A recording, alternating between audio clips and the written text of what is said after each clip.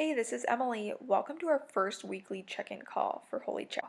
I want to start by saying thank you to each of you for deciding to participate in this superhero-themed, nutrition-based program. We've never ran this program, so please ask any questions that come up and share any feedback with us. It's all welcome. We will be offering a brief video session each week to help you connect, ask questions, and share ideas for staying on track with the challenge of the week. Our goal with this program and each of these videos is to support you in taking small steps to improve your eating habits. These sessions are designed to give you a bit more information and fun facts related to the focus area for each week, while also helping you connect with others so you can share ideas, successes, and strategize around challenges. Here's what we're going to cover in today's session. We'll talk about the benefits of keeping a food log, as well as the many options that are available. And please remember that one size does not fit all.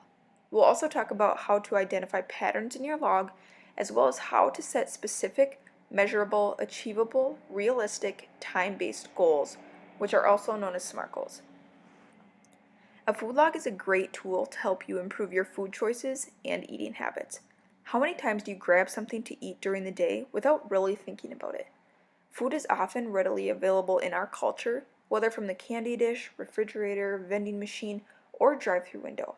We don't often take the time to think about our choices, but a food log can help you do just that. A food log helps you get a better picture of your eating habits and look for patterns in your food choices. Even keeping track of your choices for just a few typical days can be helpful.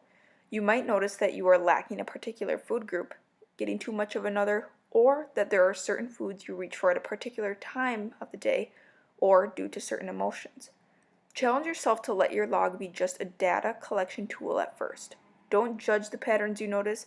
Instead, simply allow yourself to become aware of the things you might want to change. Your food log creates awareness, which gives you the opportunity for action. Once you notice patterns, you can start to adjust and personalize your plan. Start small and identify some changes that you can make fairly easily at first, and then build on it. Using a food log is also associated with losing more weight, if that's your goal. A study published in the American Journal of Preventive Medicine found that people who kept a food log lost twice as much weight as those who did not. And lastly, there are countless options for logging your food choices, so be sure to choose one that works well for you. In this week's tips, we recommend the Super Tracker, a free website available from the United States Department of Agriculture that provides many tools to help you track and adjust your eating habits. There are also many apps and other websites available. Some people prefer a simpler method such as a Word document, spreadsheet, or even a notebook and pen. The best method is one that is easy and convenient, so you're more likely to stick with it. Just like there are many logging methods and tools you can use, there are also many things you can choose to track. It's common for many people to want to look at things like calories, fat, grams, sodium, or other nutrients that matter to them. If you're using a website or app to track, chances are these things will automatically be tabulated for you, but when it comes to food choices, sometimes why you eat is just as important as what you eat. Here are some additional things that might be helpful to track if you choose. Starting with time. What time of the day are you eating? This might help point out long gaps between meals or snacks, or just the opposite. Maybe you'll find that you're grazing throughout the day. Next, food and beverages and the amount. This is the most basic and common piece of most food logs, but tracking portion size in particular can give you insight into how much you are eating. Think about how hungry you were.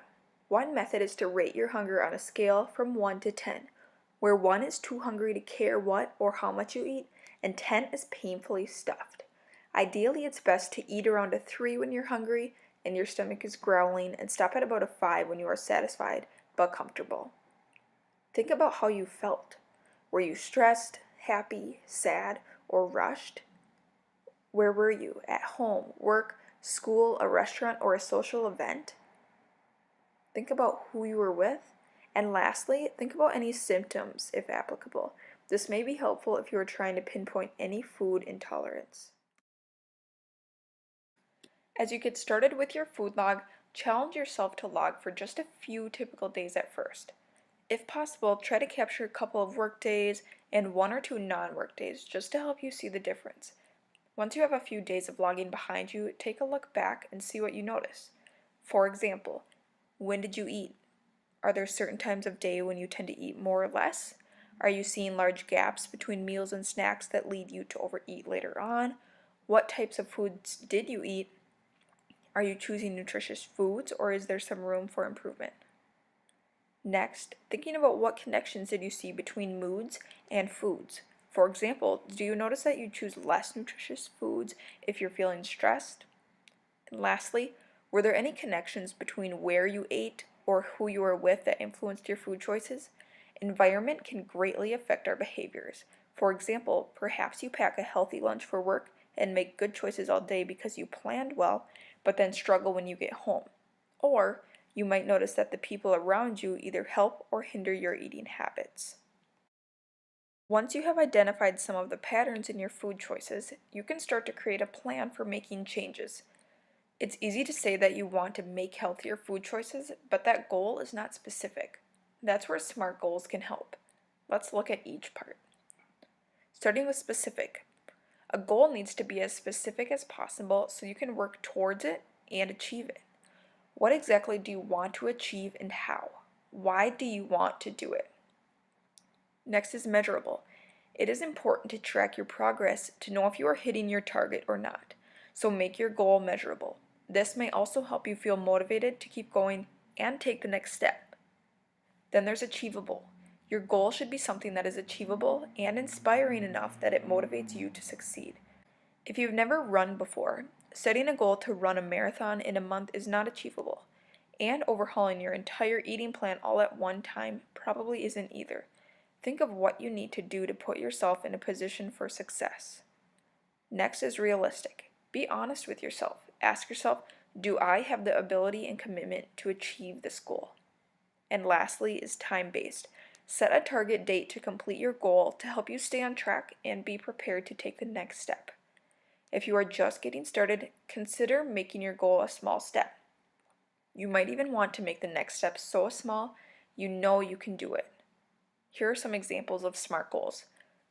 I will eat one more serving of fruit per day, at least twice this week by packing an orange with my lunch every morning so I can have it as an afternoon snack.